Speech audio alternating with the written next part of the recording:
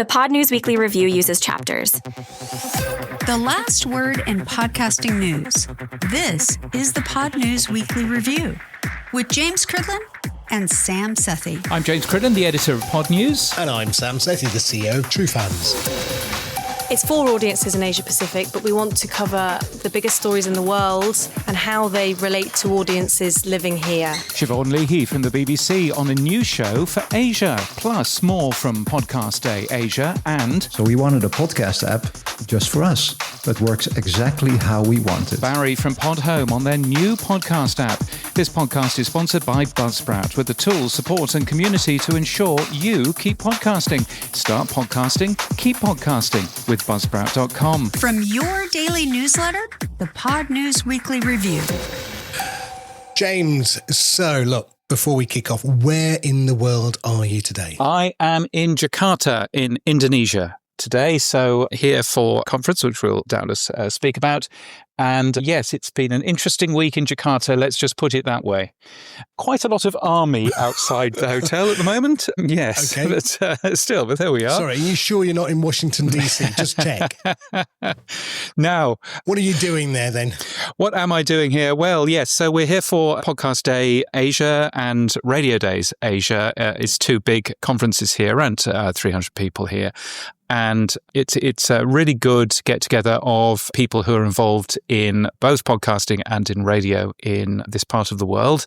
And and so on Wednesday, I looked after the main podcast day, but also spoke on the Tuesday as well. Now, it says here there's a company called Sri FM in the Philippines that's using Spotify's open access. What are they doing? Yeah, this was interesting. So this is Ron Baitiong, who we've known for a long time. I think we've had him on the podcast, actually. He listens. He is our only listener on Spotify, so he says. And makes sense. Yes. And so Syria, I believe, is the way that you pronounce it. It's Filipino for series. It's a radio drama app or radio drama platform. And it's basically podcasts that you can listen to, but he is using Spotify's open access, which gives him a real advantage in this part of the world. Because firstly, he doesn't have to build a storefront because Spotify is his storefront. Most of the shows that he does, the first 6 shows are free, and then you pay for show 7 and on, which is interesting. But of course, you then press the button in Spotify Open Access. It opens his website, which you can link to.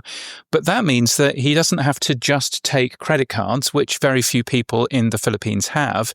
He can also take the wallet apps that exist in that country. So Gcash is one of the big ones. And so he can end up taking that, which I've never thought before. But of course, in many parts of the world, people don't use credit cards. And so actually being able to accept other forms of payment is something that is very difficult, for example, for Apple Podcasts, very difficult for quite a few of these services. But if you're building your own and you happen to be based in the same country and you're using something like Spotify Open Access, then that's perfect for you. So that was really interesting to hear about.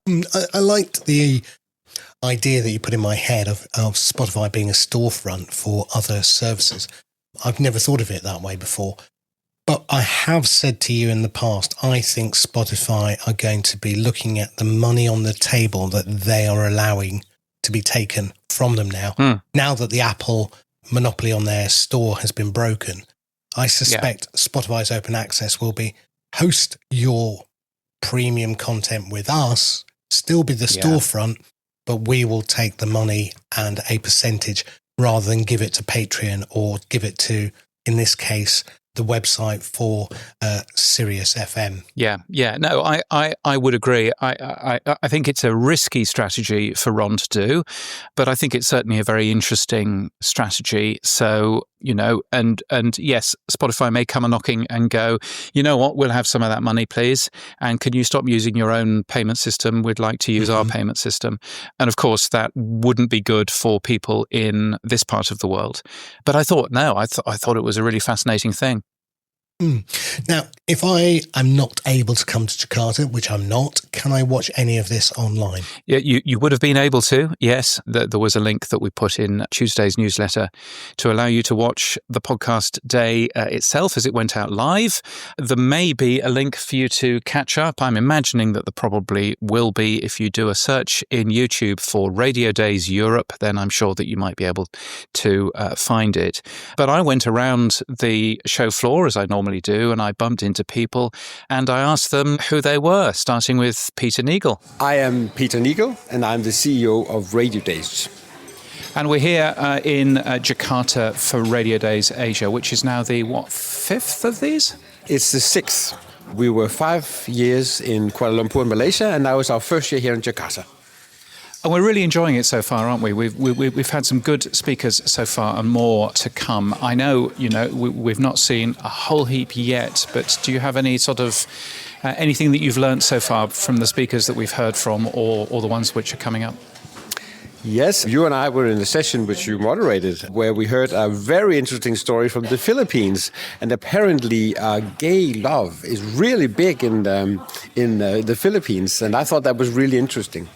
Yeah, it was just to clarify, it wasn't just about gay love, it was about podcasts that were made about that. But that was fascinating because he's using a lot of AI, isn't he, to end up doing that. And there's been a bit of a talk around AI here as well. There has been quite a lot of AI. Also, I heard, I didn't hear it actually because I was dragged out of the room, but I heard fascinating from other people about Corey Layton from ARN, talking about how they are now using like brain research, like actually putting electrodes on the heads of people to understand the differences in listening to radio and podcast and music. I thought that was fascinating. Yeah, he's really, really good. And so Radio Days Asia this time next year, I guess. Are we going to be in the same place? We are. I had a wonderful meeting with the minister and the partners are very happy, so we'll be back next year. So we've got a lot of people who tune into us from the US, from Europe and from other places. Why should they come to Radio Days Asia next year? Well, it's about finding that thing, that gem, like we were just talking about Ron Biatong from the Philippines, finding that gem that you would never have found in your own backyard and just saying, that's really clever, I could use that. And nobody else is going to hear about it, I think, unless you come to Asia. I'm Jordan Kanazawa. I'm the head of branded podcast production for Otonal, a Japanese ad agency and ad tech distributor in Japan, specializing in audio. And you've just been on stage here at Podcast Day Asia talking about some of the consumption stats for Japan in terms of podcasting. What was the big things that you were talking about? Sure. One of the big things was that YouTube is the number one way to consume podcasts in Japan, which was about 5% higher than Spotify, which I think is quite significant. And there's also, for example, been an increase in political podcasts, which I know in America has been a big thing. And more Japanese analysts and politicians are starting to use podcasts as a way to communicate with people. And you were also talking about Japanese podcasts using live events as a thing now and all of that. You mentioned a couple of shows, I think. Just like overseas, Japan is also starting to expand podcast monetization beyond just advertising in show. Podcasters are now curating their own events. They're starting to publish their podcasts as books, so taking the content from the podcast and putting it in a book, for example. And yeah, those are the two major changes this past year. You mentioned YouTube being the number one podcast app. What are the other big podcast apps in Japan? So YouTube is number one. Number two is Spotify. Number three is something your listeners probably haven't heard of, Radico, which is like a radio streaming app for Japan. And number four is Amazon. So Amazon is behind Radico in the Japanese market. Yeah, and it's interesting that Amazon is so high in Japan versus other countries. I shared some data which was relatively demolished, I think, showing that Amazon Music was actually quite high here in Indonesia. I find it fascinating seeing Amazon, working in different parts of the world. Have you any reason why Amazon might be that high? Is it just that Amazon is quite popular? Because Amazon is so popular in Japan, They also, for example, advertise on TV about their Audible initiative as well. So they do have a rather large footprint in Japan, which I think contributes to how high they are in the podcast app listening space in Japan. And Jordan, you don't sound very Japanese, and you don't look it either. Why Japan? Yeah, I made the joke. Jordan from Japan, white guy, doesn't look Japanese. So I'm from Australia originally, and I came over on an exchange trip. I liked the country enough. I decided to live there. I now have a wife and kids, so it's kind of hard to move now. But I quite like Japan. Yeah. It's been really good to meet you. Thank you so much. Oh, thank you. Pleasure's all mine. And enjoy the rest of your day here. So my name's Siobhan Leahy. I'm an assistant editor at the BBC World Service for World Service Newsroom and the Global News Podcast, which is one of the BBC's most successful podcasts. But at the moment, I'm not doing that. At the moment, I'm developing the launch of a brand new podcast for audiences in Asia Pacific. And this is what you announced this morning. It's very exciting. It's a visualized podcast, or as I would call it, a video podcast, but also available on audio as well. You even gave the name of it as well. Very exciting. We did a big drum roll and announced that it's going to be called Asia Pacific. So that's great. It took a long time to get to that point for many reasons, but we're here now and excited to launch it. And so the show is starting in the next few months. It's coming from Singapore. What will the show be focusing on? So a few things. It's for audiences in Asia Pacific, but we want to cover kind of biggest global stories, the biggest stories in the world, and how they relate to audiences living here. Those stories seen through an Asian lens.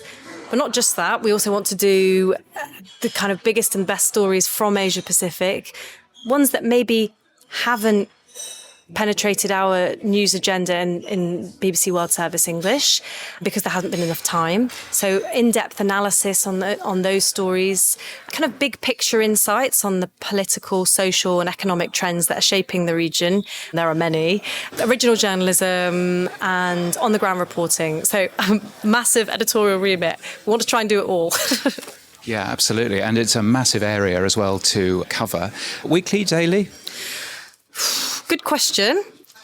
I think more than once a week, but we'll see if we get to daily and how quickly we can get to daily. I think we might launch with 2 episodes a week, 1 building up to 2, maybe building up to 3. We'll see how we go. I think we've got to establish a few things in terms of the workflow, the availability of our correspondents and our contributors. So yeah, that's very much going to be a let's see answer, I think. And you've got some great names doing the show, haven't you, as well? We really have. I mean, the show is going to be presented by Mariko Oi, who's based in Singapore. She's the BBC's first and only Japanese TV reporter and presenter. And she's going to be joined by 2 amazing correspondents in the region. Jonathan Head, the Southeast Asia correspondent based in Bangkok. He's like a walking encyclopedia for this region. People know him very well here. And also Laura Bicker, our China correspondent in Beijing, who was previously in Seoul and Washington, who is just an amazing presence and warmth with immense knowledge. So yeah, that's going to be the regular lineup. And we've recruited a team, so that's very exciting. And we want to kind of alongside Jonathan and Laura, we want to be showcasing the amazing voices we have in the BBC language services right across the region. There are many. They're in our bureaus working for the Burmese service, the Thai service, the Vietnamese service and the Indonesian service here in Jakarta. So they're amazing editors and bilingual reporters there, and we really want to kind of showcase their expertise, their knowledge and their voices. So you'll be hearing a lot of them as well. So the show is called Asia Pacific. It'll start soon on YouTube and on the BBC.com app and wherever you get your podcasts, I guess. That's right. I'm really excited about it. Thanks. Thank you so much for your time. Thank you, James. Cheers. I'm Ron Baetiong, founder of Podcast Network Asia, and we are the biggest podcast network in the Philippines. Yeah. And you were talking about Syria FM. Have I pronounced that right? No, it's Serie. Yeah, Serie FM. Basically, it's our premium audio drama podcast platform. And again, thanks to you. You told us there is a way to actually monetize and put a paywall within Spotify that people don't even know, right? Through Spotify Open Access. We've been talking about this for like 2-3 years now. We use that same functionality, but also had to localize the payment platform. So basically what Seria FM is that what we do is we translate the best novels on Wattpad, turn them into audio dramas, not in a audiobook style, but it's fully animated and whatnot with AI and whatnot that people love in the Philippines. And then we put a paywall. The first 7 episodes are free. On the 8th episode, that's where you see the lock sign within Spotify, and then they have to pay using e-wallets because people in Asia do not have credit cards. And that's the clever thing from my point of view. So you're using Spotify as a storefront. Correct. And then you're using, it's your website that people pay through. So therefore you can use not just credit cards, but also, I think it's Gcash, isn't it? Gcash, and there's a lot of other wallets that people use. So we can definitely hyper-localize within Southeast Asia because, again, only a single digit of the population, and we're talking 400 million people, single digits, only have credit card. And there shows that you're producing, you're using quite a lot of AI, I gather. Yeah, so half of it are AI, half of our casts are AI, supporting casts. But the main people that are the antagonists are human. Because even though AI can actually say it, it just lacks the kick and the emotion that people love when they listen to audio drama. Have you had a good conference here so far? No, been great. As usual, Radio Days Asia is a top podcasting conference in the region. I'm glad you guys do it. But just happy to show that, the whole industry has evolved.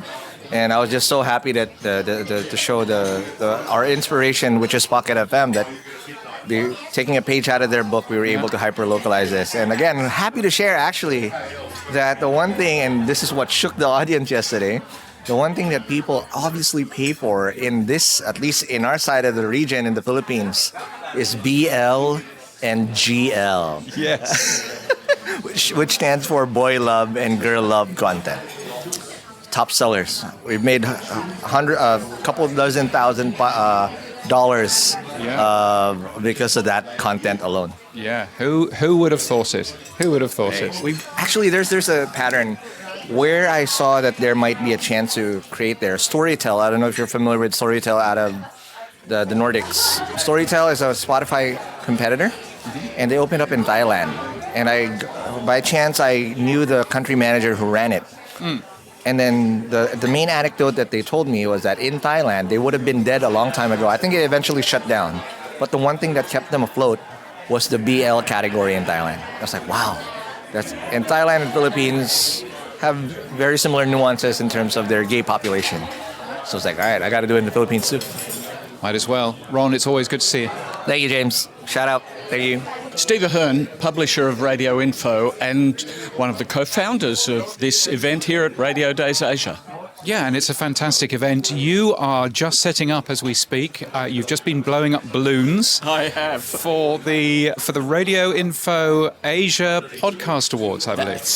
That's right. It's actually, I've hated this year, and I've hated it because there were so many good entries that I thought should win, but we could only allocate one winner. So there were a few hundred entries. We got down to 80 finalists, and in a few minutes from now, after I've blown up the balloons and put the gold paper all around the stage, we will announce, I think it's 34 winners of the Podcast Awards. And this year, the most entered categories were interview and social categories, which I think says something about podcasts across Asia.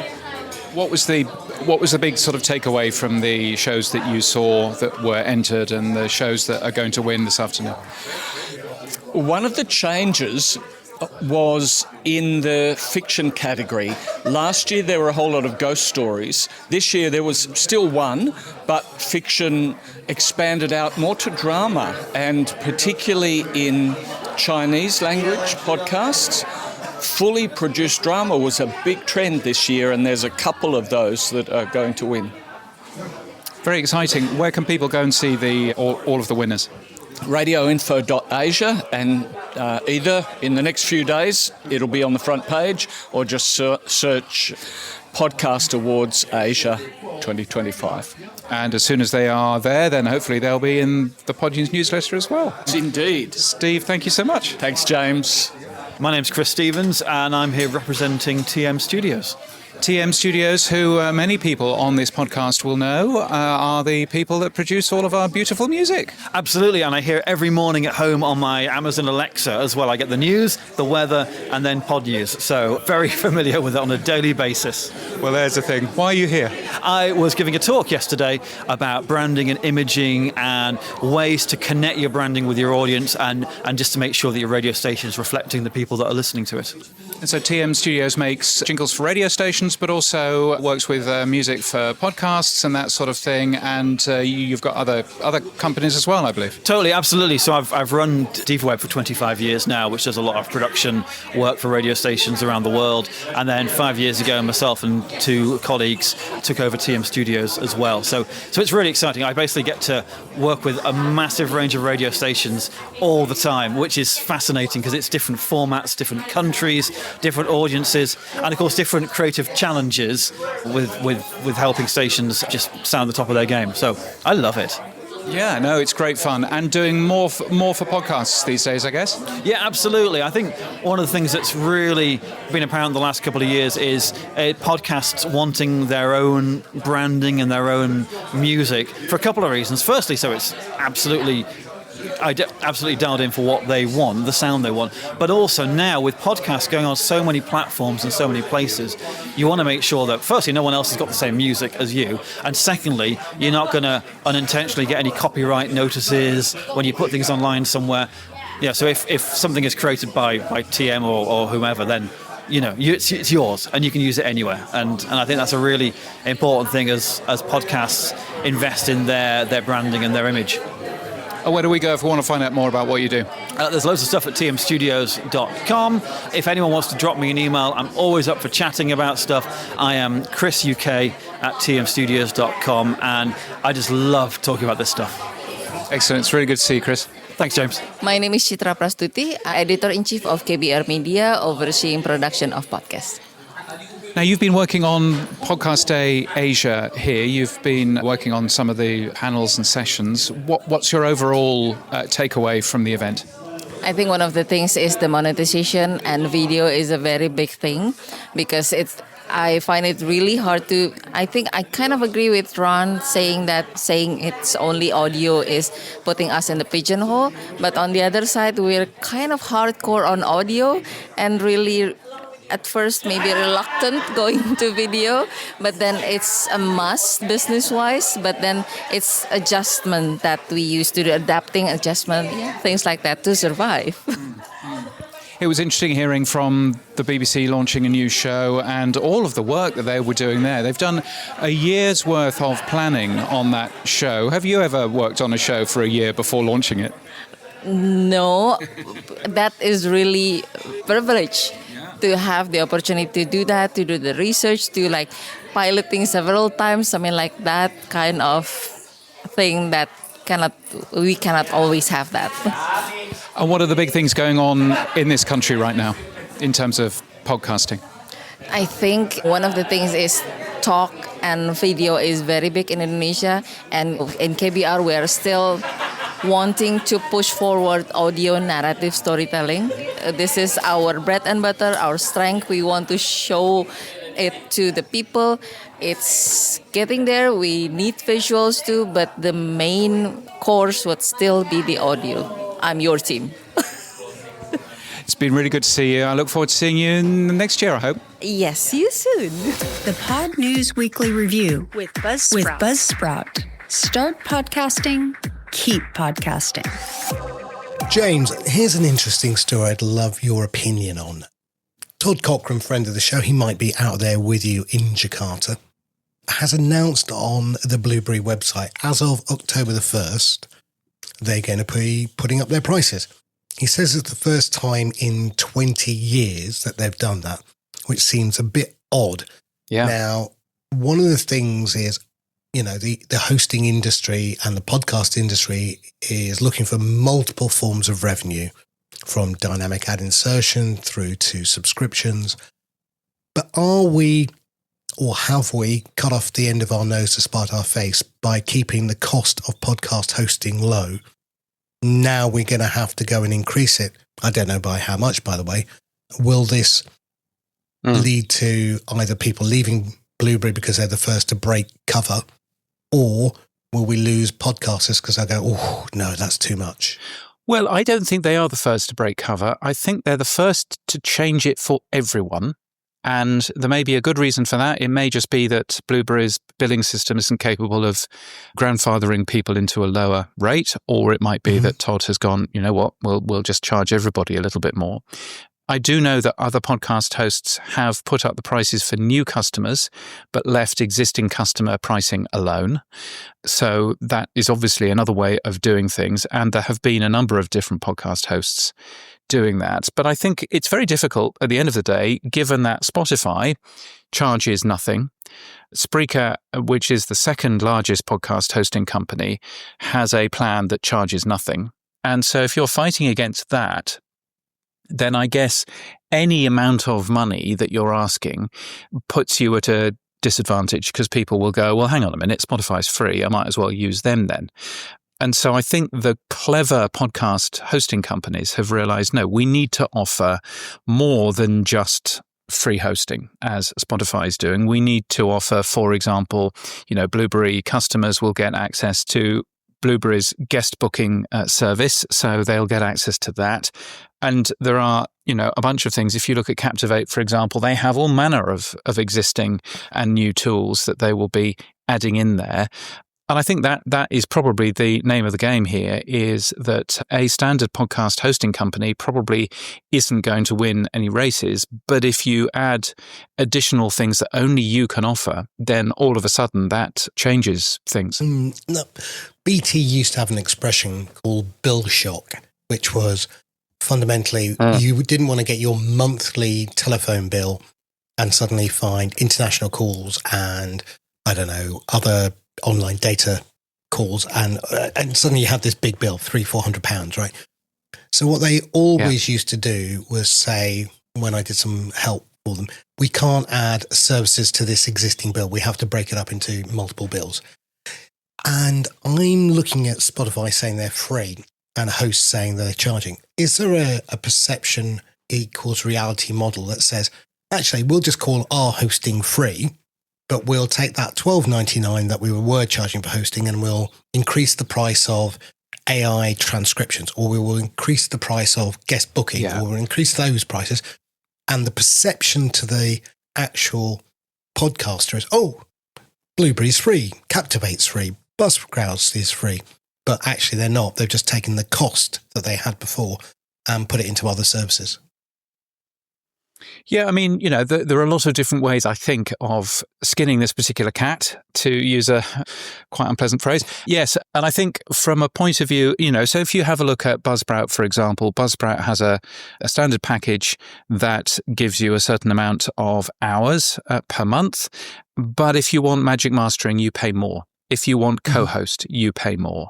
There are additional premium services that Buzzsprout offer, which cost more. Similarly, there are additional services for quite a lot of other podcast hosting companies as well. So that's certainly one way of looking at it, and clearly, that's a way that, is pretty tried and trusted, in terms of that. I think the difficulty is it's a numbers game in terms of if you're charging just by the hour, or indeed you're just charging by the podcast, as quite a lot of people do. It is a bit of a gamble as to, will I have just signed on the next Call Her Daddy, and in which case that's an awful lot of bandwidth that I have to pay somehow. And so it's the other people who are paying but don't get very many downloads who are essentially subsidizing that particular podcast. So I think, there's definitely lots of different ways around how you charge for all of this kind of stuff. So I've been looking at the various different hosts and how they present their models. So Captivate present it as number of downloads. So 30,000 downloads, 150,000 downloads. So in the model of Call Her Daddy, that would be protected, because if she had 1 million downloads, they just put her onto a higher tariff. Yeah. Blueberry do it by the hour. And I think Buzzsprout do it by the hour as well. So number of hours. So that's just the audio. So they're not saying how many downloads you would have, but they're just saying how many hours of audio you're uploading. Now, at the end of the day, which is the better model, do you think, for charging?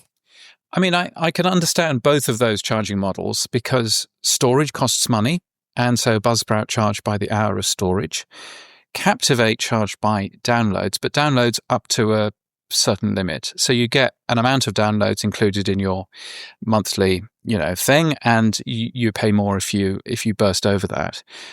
Both of those are related to the costs that these companies actually get. And bandwidth is probably the big cost. I like the fact that Captivate is there unashamedly, and I used to be an advisor, of course, but unashamedly turning around and saying, we are here to help your podcast grow. We give you all of these additional tools to help your podcast grow.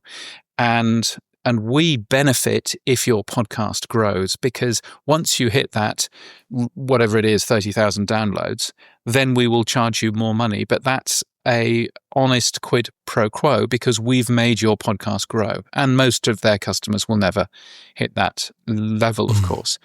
So I like the charge by the download. The benefit of that as well is that with somebody like Captivate, you can have as many podcasts as you like, as long as your downloads remain below that limit.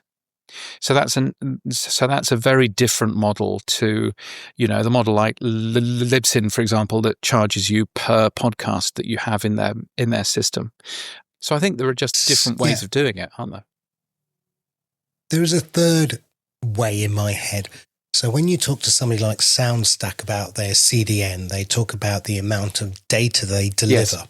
Right. So they're talking about 1 terabyte or 0.5 terabyte of data. Is there a model for hosts to do the same? Because the download is assuming that it's the complete download of a complete episode, and hours uploaded in terms of the audio length has nothing to do with the consumption, if you look at Blueberry or Buzzsprout. But is there a third model that says, actually, it's the amount we pseudo stream? I know it's a download. But the amount of data that you get through. And yes, I'm like a CDN. Yeah, and I'm sure that there is. I'm sure that there is a model, and I'm sure that there are some podcast hosting companies out there who charge on that model, who give you X, terabytes for free, and then away you go. The difficulty with that, I think, is that as a customer, you've got no idea. And as a customer, you're hoping that your podcast is going to be a big success. And I know that puts people off signing with Captivate, because they're going, what, I only get 30,000 downloads? Well, actually, you're not going to hit that, but you don't want to tell a brand new podcaster that.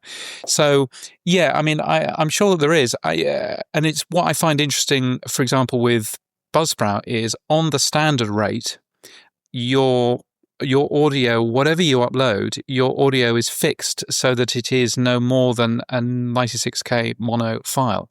So they do all of the transcoding for you. I do not understand why more podcast hosting companies do that, to actually build in transcoding down to 96K mono or whatever it might be, because I think that actually that's the right way of doing things.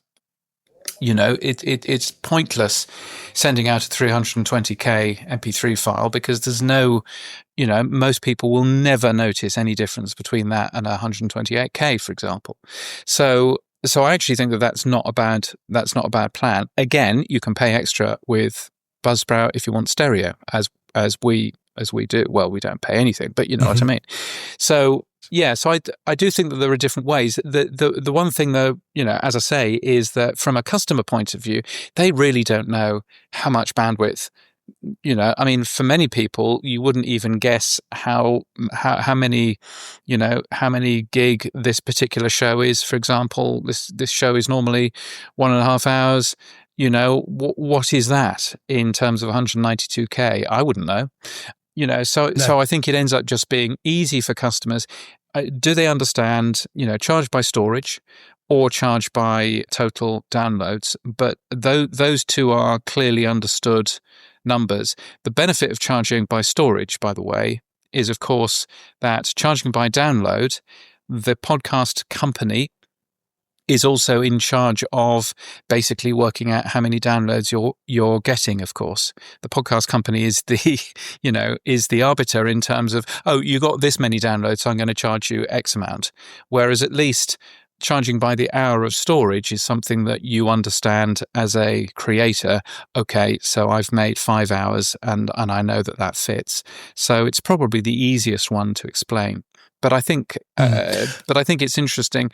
I think it's particularly interesting when you look at Blueberry putting up their prices for the first time in 20 years. It'll be interesting to see whether or not that causes attrition, whether or not people turn around and say, you know what, I'm not going to go with Blueberry anymore because they have just put their costs up, or whether most people go, you know what, actually I'll stick with them. So it'll be very interesting to watch, as I'm sure lots of podcast companies will be watching, because I would suspect that every podcast company wants to put all of their prices up for all of their existing customers.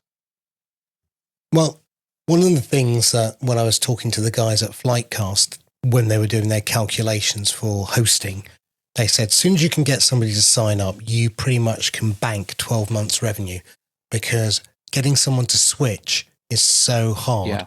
There are 301 redirects and everything else. It's not, the simplest thing in the world to do. So most people, even if the price goes up by a small amount, I don't think they will then immediately want to switch. The other thing that had me thinking about with all of this hosting costs and everything else was, at the end of the day, Stephen Fry once said he doesn't know anything about wine. So when he goes to a shop to buy wine, he says, all I look at is the price. He says, I don't understand the grapes. I want red wine. I don't really understand whether it's a good year or a bad year. None of those things really make me understand. He says, but I'm guessing that the price has factored in all the quality and quantity elements of the bottle. So he says, I'm happy at $17.99 for a bottle of wine. That's my price point. And I wonder whether we are talking about hours or amount of storage or data distributed, and the user is going, yeah, don't care. What was it? $12.99 on Buzzsprout? Great. What was it on Blueberry? $17.99? Nah, I'm going with Buzzsprout. I wonder whether the price is just that thing that people don't even consider all the other factors. Yeah, and I think, the most heavily researched page on any podcast hosting company is the pricing page. Mm-hmm. And I think, going to the Captivate page, for example, and you see all of the stuff that they have, all of these ticks of this is what you get, tick, tick, tick, tick, tick, very different to, Spotify that is obviously free, or, some of these other hosting companies. So I think, at the end of the day, it's helping people understand that there is a difference between Buzzsprout and other podcast hosting companies. There is a difference between Libsyn and, Megaphone and blah, blah, blah. People are perfectly happy to pay significant excess for companies like Megaphone because they give you the monetization tools that you need. And so perhaps it's partly that as well. It's just making sure that that the feature set that you have is very clear. And, and that's clearly something that, I think the industry needs to communicate as well as it possibly can. Let's move on, James. And we were talking about people maybe staying or leaving a host. What are the top reasons people stay or leave a podcast? I'm just having a listen out of the window, and all I can hear is the call to prayer at the moment.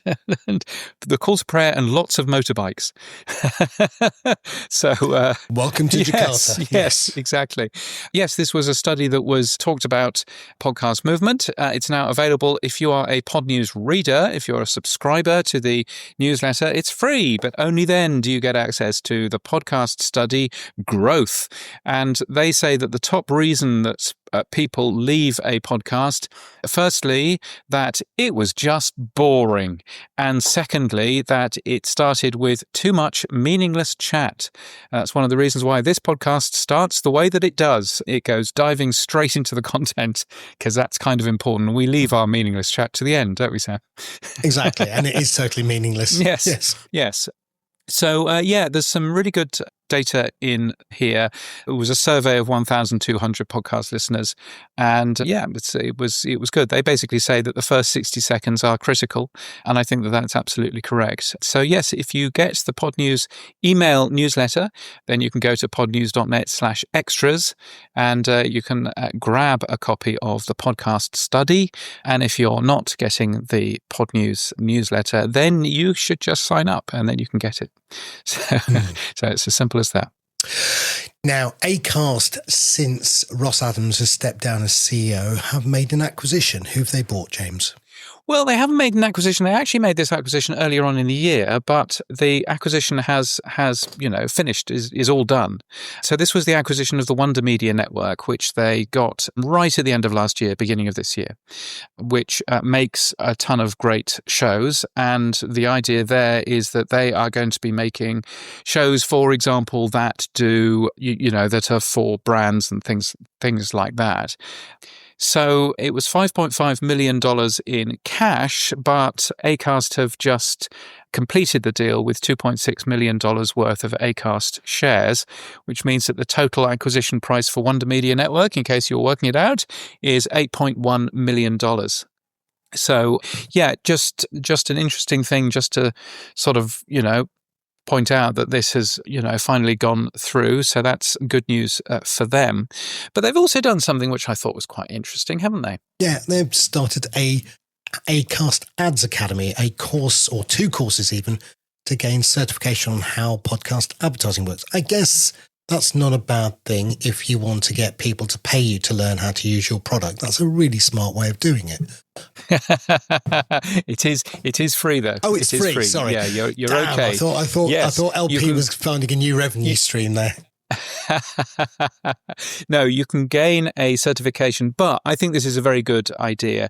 So you are helping ad buyers and people like that. They're hoping to train up 1,000, or thousands in their first year.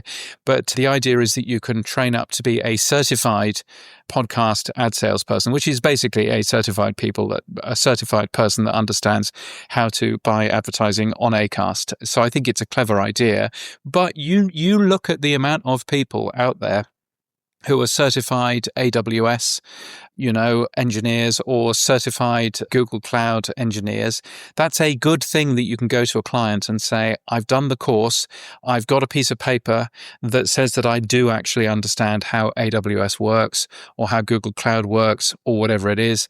And so understanding how podcast advertising works, which is the spin that Acast are putting on this, is, I think, a pretty good thing. I thought that was a very clever plan from Acast's point of view.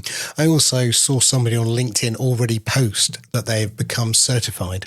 I thought, there you go. Yeah. Well, you can do this exam. You can do it in your lunch hour, in a few lunch hours, so you can learn how it all works and then do that. I think it's a very clever idea. And if there's one problem that the podcast industry has had, it's that ad buyers don't understand how to buy yet.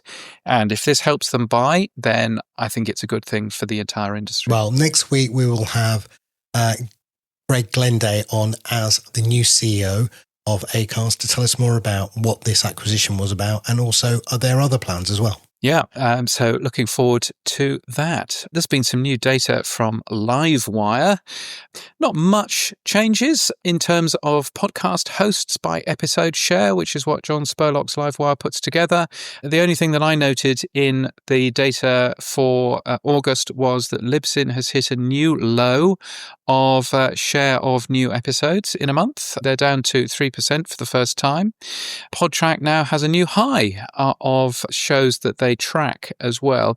Super useful data, and I'm really pleased that John puts this together. It does make you question Libsyn's focus. They are very much now talking about advertising, very much talking about the ads that they sell, which they can sell on any podcast host.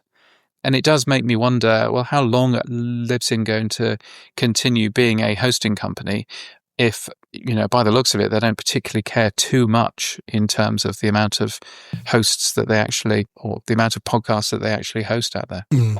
Buzzsprout has also put out some numbers, James. What's the take on that one? Yeah, these are always really interesting numbers. Buzzsprout.com/stats is where to go. Of course, they're our sponsor. They showed a drop for Spotify year on year of 3.1% in terms of downloads. Although obviously, if you produce video, then you no longer appear in that list in terms of downloads from Spotify. Apple Podcast still number one, 37.1%. What other interesting stats are in there. 5.9% of all downloads on Buzzsprout are from the UK, which is interesting to see. Obviously, the US is number one. And if you are on Buzzsprout and you are doing 27 downloads or over, then you are better than half of all podcasts on the Buzzsprout platform. Just 27 downloads, which is quite a thing. We are easily in the top 5. We do well over 1,000 downloads in the first week for our episodes. We're easily in the top 5%. But you do take a look at these numbers and you go, well, maybe charging hour stored is probably the right plan. Exactly. In terms of charging, instead of charging for downloads, certainly. Yeah. And I forgot to mention, I looked at the T's and C's for most of these hosting companies as well. They have a safety net. So if you do go beyond a certain amount, they kick in with a increased charge anyway. So they've got their safety net in place. Indeed. And for completeness, the Buzzsprout one, if you are using more than 500 gigabits of transfer within 30 days, I've got no idea how many downloads that turns into, then yes, you get switched to the Pro plan. Although the Pro plan is still genuinely quite cheap, $49 per month. That includes up to 1 terabyte of outbound data transfer. Mm-hmm. So yeah, there's a thing. Nice. Now, this is not really a big story, but I thought it was an interesting observation. The Rest is Politics, which is a big UK politics show from the guys at Goalhanger. They were doing a live show. They got 15,000 people at the O2 to come and listen to 2 people on stage talk about politics. Now, they've done the Albert Hall, they've done a few other venues, but even the presenters were gobsmacked that they've actually managed to get 15,000 people to pay them to come and talk about politics. Yes, it was a really interesting interview, done, of course, by a man with a garbage bin on his head. That's where we're missing out, James. That's what. Yes, a man called Count Binface, which, yes, UK politics, who understands it? But yeah, and so Alistair Campbell, he was actually saying that Rory, his co-host, Rory put up a picture on the big screen. It was just a chart showing tax rates or something. And he put it up on the big screen, talked about it, and then moved on. And somebody in the audience shouted, "More!" and he was saying, "This is just mad. This is just mad." So yeah, I think the success of some of these shows have totally taken them by surprise. And certainly, if you can imagine doing a live show in the O2 Arena in front of, so Alistair Campbell says, 15,000 people. That's quite a thing. So yes, it was a good interview, worthwhile watching that on YouTube. Also, another good interview, Amy McNee, who is an author. She was on your friend Jay Shetty's show. No relation. Friend of the show. No relation. Yeah. No. Spelled differently. Yes. So that's probably it's not the a clue. lisp. It's not a lisp. Anyway, Amy McNee went on Jay Shetty's show. She is an author. She has written a book called We Need Your Art. And she was expecting a massive sales hump because she had appeared on Jay Shetty's show. It made no difference to her sales whatsoever. And she makes the point, and I think this is a really good point, actually. She makes the point that artists have been taught that success comes from external forces. It doesn't come that way. It comes from word of mouth. Now, if you were to take the word artists and replace that with podcasters, and if you were to take external forces and start talking about, does success come from Apple Podcasts, new and noteworthy? Does success come from, you being picked as a speaker at Podcast Movement? Does success come from all of these things? No, it doesn't at the end of the day. And you should stop sitting back and assuming that somebody else is going to give you success. Just go out and get your word of mouth and get all of that stuff going. So I thought it was a really interesting interesting point of hers.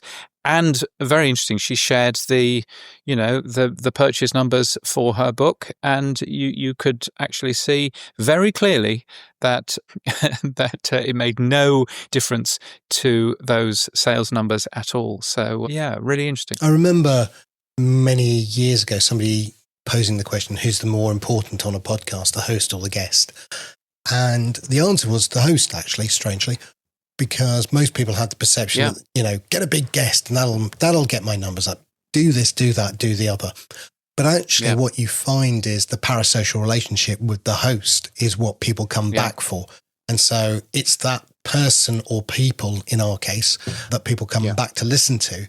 The guest happens to be just that week. So the effect for her, Amy McNee, may be little because Jay Shetty's fans are coming back for Jay, not for Amy. Indeed. And I remember, Todd and Rob from the New Media Show, they say that whenever they have a guest on, their figures actually go down. Oh, no wonder they've said no to me numerous times then. Which I find fascinating. Let's talk about events. There is an event coming up in Spain called Podcast Days, and I was there looking through the list of international speakers, and there are some excellent names on there. Eric Newsom is on there, Megan Davies from Acast, Todd Cochran from Blueberry, of course, and then there was another name that I noticed on there, and it's Sam Sethi. Yes. That's very exciting. Well, an international speaker now, are we? No, well, clearly a certain well-known speaker called James Cridland must have been busy that day. The only reason anyone goes for option 2, yes. Well, that should be very exciting. Yeah, so it's a month away. It's in Madrid on the 2nd to the 3rd of August, so just less than a month now. And yeah, so that should be very nice. How exciting for you. Yes, no, I'm looking forward to it. I mean, you need to top up the suntan. It's raining in England, so yeah, it'd be nice to get out to Spain. Also going on, Pod Summit in Calgary on September the 19th. I will be there. It's actually September the 19th and the 20th, I think. I will be there doing a talk, which I haven't actually given a title to for Tim, who is running it. If he's listening, it'll be my usual title of where we've come from and where we're going, because that leaves me to think for another week. And there's the Speak Fest, Night of the Living Pod, which is tremendous branding. It's being held in something like a cemetery or something really weird, or a museum of, it's just very strange. Right. Anyway, that's happening in Houston in Texas on October the 10th. The tech stuff on the Pod News Weekly Review. Yes, it's the stuff you'll find every Monday in the Pod News newsletter. Here's where Sam talks technology. It's been a quiet week in terms of, tech and news and everything else. So at least while we record this, there may be more exciting things to happen. But while we record this, it's been very quiet. But what technology are you about to talk about? Well, goodbye Chartable, really. I mean, I thought you'd gone already, but it looks like it's finally sunsetting on December the 8th. So that's that. And a company called Talks.co has launched a platform connecting podcasters and guests. So very similar to what we had Podmatch last week with Alex Sanfilippo, who's very pleased that you called him Dapper. So he is, yes. And so they've launched a free speakers page to help hosts find guests. The pages come with an easy-to-use URL to help prompt it. I mean, it goes back to SEO, again, I know Hubhopper's got a service like this. We talked about Blueberry's got one, Captivate's got one. So there are a lot of companies in this space of guesting and hosting connectors. Yeah, no, indeed. It's going to be interesting to see what happens with Talks.co. And yes, and just to mention on that Chartable thing, there's two things that's going on there. It was, of course, killed last year for most people. It still worked for Megaphone customers, but it is finally going away. One of the things that they are launching for Megaphone customers is something called Megaphone Links, which are landing pages that you can link to if you want to promote your show. And it does all of the tracking. So basically what Chartable was doing, but they are typical Spotify in that these landing pages have a massive button that says listen to this show on Spotify, and then these minuscule little icons for all of the other platforms that you might want to have a listen. It's the most Spotify thing ever, so it's quite funny. But yes, if you want to use the kind of thing that you used to get through Chartable Smart Links, those URLs won't work anymore. by December the 8th. So you'll need to use these new megaphone links instead. A couple of other ones. Podclock, James, you brought it back. Why? Yes, I brought it back. It's a podcast app testing podcast. It's got a whole set of tests. If you're making a podcast app or a podcast service of some sort, all kinds of things from odd podcast formats or different metadata. So yes, worth a peek. You'll find that wherever you get your podcasts. And also Alberto Batella of RSS.com. We've already mentioned this, but it's worth mentioning again. There's demo code for producing the podcast location tag, the new podcast location tag. I know that RSS.com are going to roll this out very shortly, but it's really nicely done. It's done the correct way through the UX. It's very nice, and you can copy the whole thing and stick it into your podcast hosting company. It's well worth a peek. You'll find it linked on Monday's newsletter. And obviously, I'm not just rewriting that because there was virtually no news on Monday because it was Labor Day at all, but it's certainly worth another mention. Yes. Now, one other thing to mention is Podhome. Now, Barry Lubrechts from Holland is the CEO and founder of Podhome, which is a hosting company. But strangely, or maybe not so strangely now, they have developed their own app, and it's both iOS and Android. Have you seen anything of this yet, James? Yes, I've played with it. I think, as with any of these podcast apps, you need to kind of understand what the big deal is. And I think the big deal with this one is it's a super modern podcast experience. That's what they're calling it. It deals with live podcasts. It deals with quite a lot of the secret sauce in terms of podcasting 2.0 and all of that. But there's quite a lot of stuff that it does that, Pocket Casts does fine and Apple Podcasts does fine and everything else. But yeah, it's certainly built for the super fan in terms of podcasting. You caught up with Barry and you asked him, who is Podhome? Podhome is a podcast hosting platform and one of the most modern ones, I always say. We've gone live in, I think it's now 2023 or 2022, I don't even remember, something like that. We're hosting lots of podcasts, some large, some small. We're doing pretty well. Now, one thing you announced last week, you've been teasing it for a little while, that you've been building a new podcast app, and it was in beta. And now it's gone live. It's available on the iOS and Android stores. So why did you want to go and build an app? Why did I want to hurt myself like that? Yeah. As you know, building an app takes lots and lots of time and is very, very painful because developing anything for mobile is super specific. The mobile rules for Android and iOS are super specific. So yes, it's a lot of effort. So why why did we decide to do this? Well, first of all, me and also Jurgen, that's also working with me, we use lots of podcast apps and none of them truly fit how we want to use a podcast app. So that is really the best reason. So we wanted a podcast app just for us that works exactly how we want it.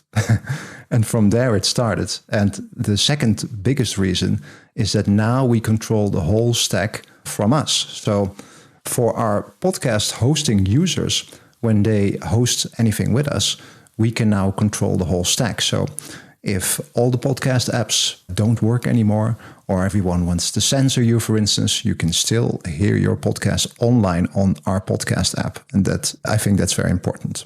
So I understand the desire to find the best podcast app you can that fits your needs. Was there an immediate feature or function that was frustrating you that said, you know what, I can do a better job than those guys? Yeah, so basically we wanted a podcast app that is as, let's say, beautiful or intuitive as Apple Podcasts. Because say what you want, but it's a nice app, right? It looks nice, there's nice buttons, all that type of stuff, because it's Apple and it fits exactly on the device. So we wanted that, but then make it work with modern features like chapters, transcripts, although Apple Podcasts does a lot of that, but also some of them it doesn't, and make it work slightly better in a way that we also wanted it to work. Like, for instance, when I start playing an episode, I want to know where it's gone. Like, when I then scroll around and search for more stuff, where did that episode go? So that's clear for us. It's now in the Up Next tab. unless you then remove it from it. And then the final part is we also wanted to discover new shows. So for instance, we see everything that happens on the back end of Podhome hosting. So we see new shows being created. We try to catch up and listen to everything, but that's impossible. But there's so much interesting stuff out there, and most of it nobody's ever heard of, because when you go to the bigger apps, you see trending in your country, trending on the lists, and it's all the same shows, right? So we wanted a mechanism that also lets us discover other shows, fringe shows, just random shows, literally random shows, and maybe filter that as well, like random shows within comedy, within UK, for instance. And so we also built features for that to see those. And now we have a feature where you can basically swipe through shows, just like you swipe through Instagram or any other social media app. And then you get a little preview of an episode. So you get to see the show, but you can also hear, oh, this is what that sounds like. Then you can get a feel. And then you can, if you like it, you click on it, you follow the show, you explore a little bit. So discovery features are also very important. So, and that's throughout the app. There's little widgets which say random episodes from this country, for instance. Random episodes, random. And then you just get to see lots of stuff that you otherwise wouldn't see and listen to. Yeah, no, I agree. There's a lot of, dare I say it, paid promotions on the bigger apps that publication companies will have gone to those companies and said, feature us first. Of course, and strangely, that appears on all of them. So look, let's, with the development process, then how long did it take roughly? How long did it take? I think roughly a year. From start to publish in the App Store, roughly a year, something like that. Off and on, of course, not full-time development. So look, now you've got the full stack. What do you envisage as the benefit? I mean, possibly first-party data into an analytics dashboard. But again, one of the problems of being a full stack top to toe is that it's only your data to your analytics. And of course, being a host, you want to have a breadth of data. So when you came up with the plan, the idea to build your own app, you must have had some thoughts about, we will also get some competitive advantage by having our own app hook into our own server. Yeah, so there's basically two things. Not so much the data, because yes, we need a breadth of data. We need more data. Otherwise, it's kind of useless to the podcast hosting users. So the first advantage is that now we can have features that we roll out in the hosting platform that we can also then surface within the app first before you implement it in TrueFans the next day. No, you never beat us. No, never going to happen. No, I'm joking. So that's one. And then the second one is that the app itself is also kind of an advertisement for the podcast hosting platform as well, because it offers nice and modern features. And for instance, on the episode pulse page, it shows all of the pod pings going by, including those that we find ourselves within our own backend system. So you see new episodes every 3 seconds from all around the world that are being published right then and there. And then we can, in a little pop-up box, we say, you also want your episodes being published in a couple of seconds. Check out Podhome hosting. And so it's kind of an advertisement also to show people what is possible, and also podcasters, and let them know that podcast hosting is also possible through Podhome. So those two things basically, and not so much the data. Now, what do you as Podhome hope to do next now that you've got both sides of the fence? What are you planning on doing next with either the hosting side or the app side? Well, the hosting side, we are always improving that constantly, and we have lots of big plans. So the first new things that will be live very soon is an upgrade to our Podhome AI. It's already very capable at doing all the basic stuff that I mentioned already, like chapters, transcripts, all that type of stuff. The next update will do that even more cleverer, if that's a word.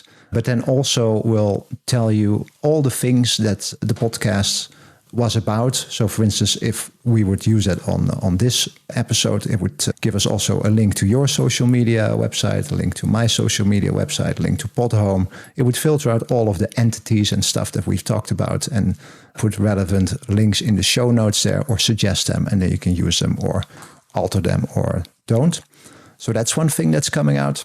Another thing is that we're going to make publisher dashboards now. So for instance, one of the big things that we do with our hosting company is that you can have unlimited shows, unlimited episodes, and many people use that. And you can all have that within your one subscription of $15.99 a month. So you can have 10 shows, for instance, for $15.99 a month. And a lot of people do that. But sorry, for clarification, can we just go pounds, sterling, or euros? I mean, just for clarification. Your denomination. So most people pay in US dollars, and then it's $15.99. In the Eurozone, let's say, in our countries here, it's $15.99 also. Okay, in euros. Gotcha. So lots of people do that and have multiple shows, but then you have multiple shows and then you need to navigate through the multiple shows to see your statistics and all that type of stuff. So we're building a dashboard that shows you an overview of all of your shows and then an aggregate of all your downloads and all the things. And then you can drill down from there much more easily and manage all your network, your shows basically. So that's another thing that's coming up there. And then the last thing that we are thinking about, we haven't built yet, is rudimentary recording feature. So we already kind of have it. So now people can go live, right? Like I explained, within our own podcast streaming server. So you don't really have to do anything for that. And there's already a toggle where we say, record this live stream. And when you're done, you stop being live. Then we process your recording and we put it in your episode and boom, you're done. You can just publish it as is, or you can download it and edit it if you want and upload it again. So we already have the basic infrastructure for it. And so we want to make it super easy for people to just use the whole platform, go to our website and then record instantly, put it in an episode, just like Anchor used to do, right? Spotify for podcasters. And just make it easy also for less technical people to just hit record, start talking, and just do that. So I think we're going to make a simple first version of that where you do it by yourself. And then maybe later you can invite guests and do all that stuff. So we have lots of big, crazy plans. Okay. So one of the things that I've been saying is that hosts should support live. And I'm glad that you do. I know Blueberry does to some extent. I know a few others have said they will, but haven't quite got there yet. I've said that live podcasting is the new radio. It's the possibility. And now that you're recording it, you've also got that ability to turn that live into an episode. Is this going to be something that you support? I'm hoping that one of the hosts will now start to use medium equals radio for some of that rather than medium equals podcast. And I know that's a fine line between what's a podcast and what's a radio show. But I do think that there's a big trend globally where radio stations are closing down. They can't afford FM or DAB. You're seeing a lot of radio stations. You're seeing Adam Curry with his Godcaster doing hyperlocal radio. Yeah. And I still think that we need to, I guess, give a slight delineation between what's an on-demand podcast and what is a live streamed, what I would fundamentally call radio. Yeah, maybe we will support that medium. That's not hard to do, of course. But then, of course, we do need some apps that also support it, because otherwise nobody will show it. I know one. You do it, yeah. But obviously then you need to treat it differently than a normal podcast. Yeah. So, yeah, perhaps, yeah. I think we can definitely do that for shows like that. Absolutely. Given that you're a vertical stack, we know that Fountain and RSS Blue have merged together to create Fountain Blue, although still not seen a press release from Oscar or Dovidas. But then again, it's coming, I suppose. Do you think companies like Buzzsprout, Captivate, Blueberry, RSS.com should all be going down this same road?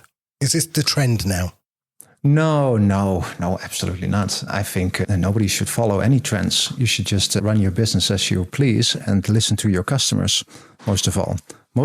Almost every feature that we build is customer driven. Somebody asks for it. So I don't think other companies should also have an app. You should only have an app if you have a good reason for it, because it's very hard to build and to maintain. So No, absolutely not. And I think, for instance, what the Fountain Blue guys are doing is great. And they have a specific focus on a type of customer with Bitcoin and with Nostr. And that is perfect. I think every business should have such a focus, because then you know who your audience is. You know, if everybody's your audience, then nobody kind of is, because then you have no focus. We have a broader focus, not so much Bitcoin and Nostr. Also, we do have a lot of Bitcoin people because we support value for value. And that attracts, obviously, the SAT stackers, which is a good thing. But also the modern podcasters with live. That's also a very specific audience of podcasters that do that. Not everybody does that. Most don't, because it also requires a little bit of technology knowledge. So 2 quick questions then, because the last time we spoke, you were not anti V4V and not anti micropayments, but you weren't pro it. I remember you were saying, yeah, this will be a couple of years down the road. We won't support it yet. So when did you change your mind? When did you start supporting it then? I was never anti it. I was hesitant that it would have broad adoption quickly. And, you know, we see that now as well, because it is very difficult to implement for the users mostly. So a podcast listener, it's difficult to put a wallet in a podcast app. Now you have it in TrueFans. Many other podcast apps also have it. I do not have it in the Podhome app, a wallet or V4V, because we developed this in the Netherlands and we do not have any good options there to host a proper wallet that is also monitored by the Netherlands central bank, which unfortunately you need in this case. So as governments still, around Europe at least, are kind of hostile towards Bitcoin, it's going to be difficult to do this with Bitcoin, at least in Europe, perhaps not so much in the US. So here, maybe when we get stable coins, then, you know, we can pay with euros or whatever in little pieces. So not per se €1, but 0.0001 euro, and then send that around in a couple of seconds. When that happens, then a system like this would be able to get broad adoption from the users as well. So from people that I know, my brother, I can explain it to my dad, for instance, and then he might actually use something like that. But it takes time. It definitely takes time. But I think we will get there, especially when technologies change and adoption gets better, also here in Europe. Last few questions then. Monetization, obviously, we've just touched on V4V and wallets, but are you doing dynamic ad insertion? Are you focused on any of that space at all yet? From a hosting side, no. We do support the funding tag, and almost everybody uses that. And we surface that also in the Podhome app. And I know from my users, from the podcast hosting users, they have just great success with that. So I've had a question in from a Mr. Cridland in Australia. He says, do you know where Australia is now? Yeah, the next release, which is now pending at Apple, that will also have Australia in the country list. So what Sam is alluding to is in the Podhome app, you can choose countries to filter podcast shows and episodes and stuff on. And in that list, we missed Australia there. We had some other... We revised the whole list, so we had some other weird things in there that did not make sense at all. So look, Barry, first of all, congratulations. Welcome to the game of app development. If I wanted to go and get the Podhome app, remind everyone, where would I go? You can go to the App Store, Apple App Store, Android App Store. Just search for Podhome, P-O-D, Home, and you will find the app. And or go to podhome.fm/app, A-P-P. Barry, thank you so much. Congratulations. 1 year of working has proved to be very fruitful for you. I look forward to the competition. Thank you, Sam. Boostergram, super comments, zaps, fan mail, super chats, and email. Our favorite time of the week, it's the Pod News Weekly Review inbox. So many different ways to get in touch. So many different ways to get in touch with us. Fan mail by using the link in our show notes. Super comments on TrueFans or Boosts everywhere else. Or email And what have we got? We've got 3 boosts this week, which is very exciting. What's the first boost that we've got there, Sam? Well, Neil Velio sent us 627 sats from True Fans and said, ha, ha, ha, ha, ha, ha, ha. I think the Roadcaster chat, I just thought I'd add a few ahas in there, nice. was the very first thing we heard. Right, there you go. Yes, I think fair enough. Also, another 621 sats from Neil. We finally get to see those Cridland Baby Blues in real time in video format. Yes, the Pod News Daily show was in video last week. It's not in video this week because I am in a hotel room in Jakarta and I'm not bringing all of the complicated things that I need in order to do video. But yes, that was fun to do. So yes, I hope you enjoyed that. Don't know whether I'll go back to doing video. It was a good experience, but Adam Curry didn't like it.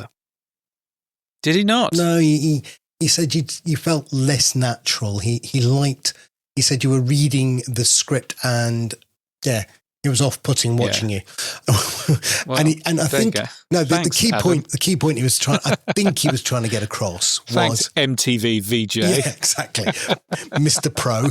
Yeah. No, I think the point he was trying to get across was that with the audio, you have the option to edit it post-production. Correct. Whereas with the video, you were trying to get it all done in one hit, so you didn't have to edit it. And he said that it seemed, or he felt he could tell the difference. Yeah, absolutely, you could tell. And yes, that was one thing I definitely felt doing that. I definitely felt that it just wasn't quite as good a product in terms of the audio. Yes, video was there, but also who wants to watch, a man squinting at the screen?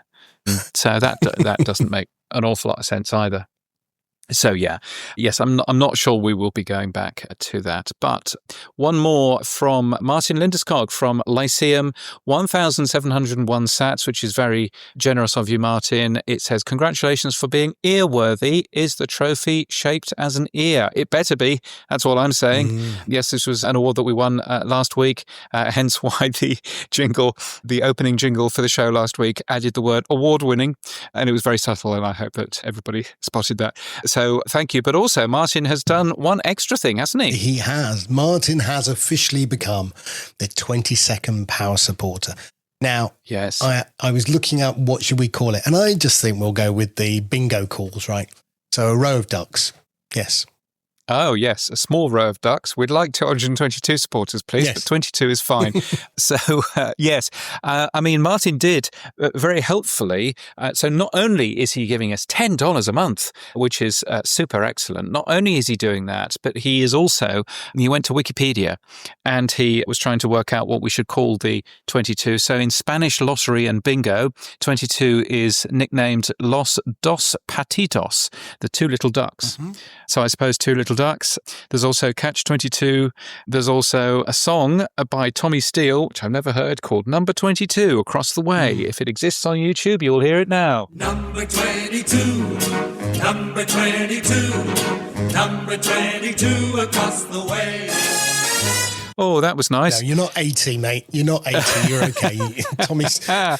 No, gosh. And Martin asked Grok, but I couldn't care less what Grok says. So, Martin, thank you so much. Did it come back with a Nazi salute or something? So, yes, good Lord. But anyway, I asked Grok, for heaven's sake.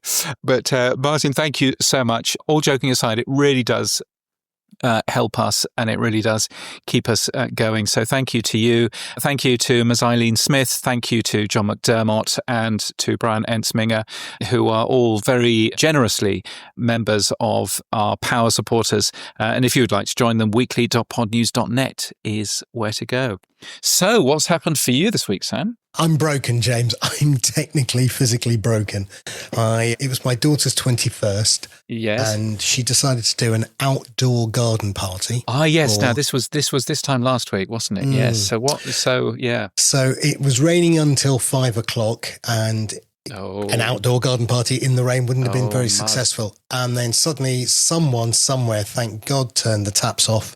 And it was dry for the rest of the evening. So that was lovely. Yes. And then, of course, my daughter, being my daughter, decided that one party is not sufficient. So she decided to have another one on Saturday with all our family and friends. And so this time, sadly, it did not stop raining. So Plan B was move everything in the house. Oh my God. no. It was just like, where does this chair go? I don't know. Stick it in the study. Do something else with that. And so by Sunday morning, I was officially broken. Yes.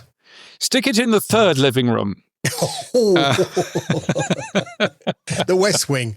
Yes. Yes. And then on True Fans, I guess we finished off the promo for podcast pages. So you can now request to be featured on someone else's podcast page as episode 2. So we're not injecting into the RSS feed, but what we've done to make it slightly different is the person requesting makes an offer and you accept the offer or reject it. So I might say, I want to be on Pod News Weekly Review on True Fans, and I want to put creators, one of my other podcasts.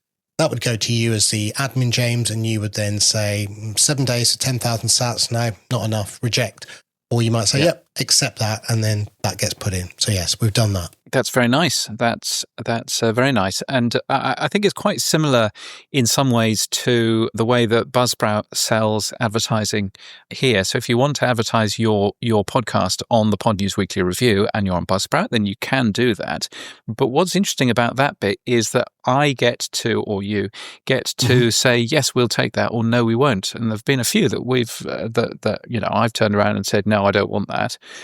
But most of them I've said yes to. So I think, giving creators the control is, I think, a really good plan. So what's happened for you, James? Well, yes. I mean, it's been an entertaining week in Jakarta. So the call to prayer at 4:30 in the morning is Did you go? Not ideal. No. So that's a thing. I was told when we got here, so there's been quite a lot of unrest in Indonesia, and for various reasons. And so I got here, and I was basically told, I seem to remember, don't turn right out of the hotel, but turning left is okay. It turned out that I'd remembered it wrongly. But so the next day I thought, right, I need to write my newsletter. I need to get out of this hotel. So I'll go, there's a Starbucks down the road in a shopping centre. So I'll go down there. So I walk out and I walk past, I think probably about 15 police vehicles, army vehicles. I walk past people packing guns and stuff like that. And so get to the shopping centre to discover that the shopping centre is closed. Not just is it closed, but it's closed and it's got barbed wire in front of it to stop anybody getting anywhere near it, with lots of people, holding massive, great big guns and stuff. And so I just walked all the way back again. So very, very bizarre. It's calmed down an awful lot. The government have been very good to us because there are lots of radio people here. The government have been very good to us. One of the ministers opened the event and all of that. But it's been an interesting experience, shall we say? I mean, obviously, I've lived in London, so I'm used to all of this. But yes. But it's been an interesting experience. So that was entertaining. But no, apart from that, it's been a good week. It's been a fun week, just bumping into people who I've known for, in some cases, 25 years, who I never get to see normally. So that's been a nice thing. So yes, it's always good to do these sorts of events. When do you go back to Australia? I go back, I will be on the plane as this podcast goes out on Thursday night, Friday morning. I get back into Australia at something like 7 in the morning, and then I have to go up to Brisbane. And then that night, I'm off to see my wife perform in a performance. She's doing something as part of the Brisbane Festival, which is on at the moment. So that should be fun to do. And hopefully I'll stay awake for, because that would be a bad plan to fall asleep while your wife is performing. I think it'd be on the divorce papers, actually. Yes. Yeah, not again. Oh, God, no. Yeah. So don't go there. So I think that would be a good thing.